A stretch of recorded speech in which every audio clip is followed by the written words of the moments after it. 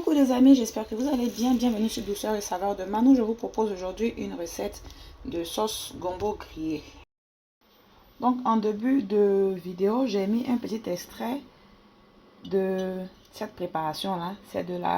C'est la queue de bœuf que j'ai fait pré-cuire parce que je vais utiliser la queue de bœuf et la viande de bœuf pour faire ma sauce. Donc comme la queue de bœuf prend assez de temps pour cuire, je l'ai fait pré-cuire avec une cuillère à café de concentré de tomate et la moitié d'un oignon ainsi que du sel. J'ai laissé bien pré-cuire et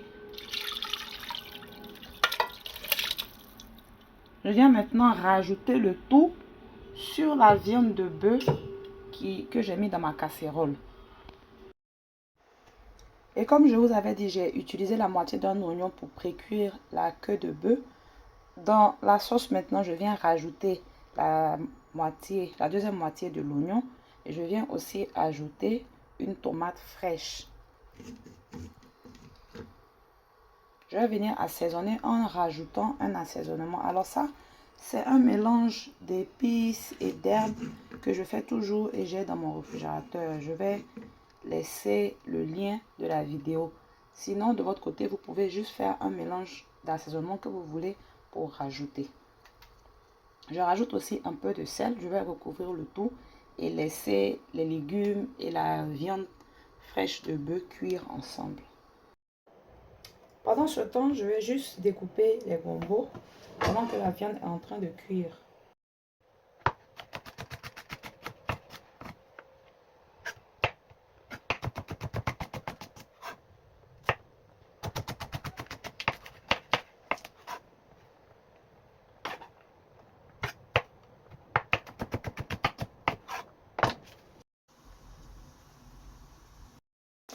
Après avoir découpé les gombos, je vois que les légumes sont cuits, c'est-à-dire oignons et tomates. Je vais les retirer et les mixer.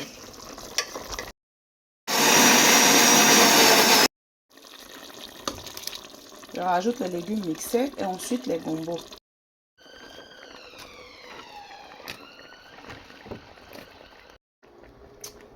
Je rajoute aussi le piment. Le piment, j'aurais pu le rajouter avec les légumes que j'ai mixés. Mais je le rajoute en entier parce que je ne veux pas que cette sauce-là soit très épicée. Maintenant, je vais rajouter l'équivalent d'une cuillère à soupe d'huile rouge, qu'on appelle aussi huile de palme. Je rajoute très peu parce que je cuisine avec de la viande, de la queue de bœuf. Et la queue de bœuf contient naturellement déjà assez de graisse. Sinon, si vous utilisez un autre genre de viande, vous pouvez mettre un peu plus d'huile parce que c'est une sauce évidemment gombo grillé.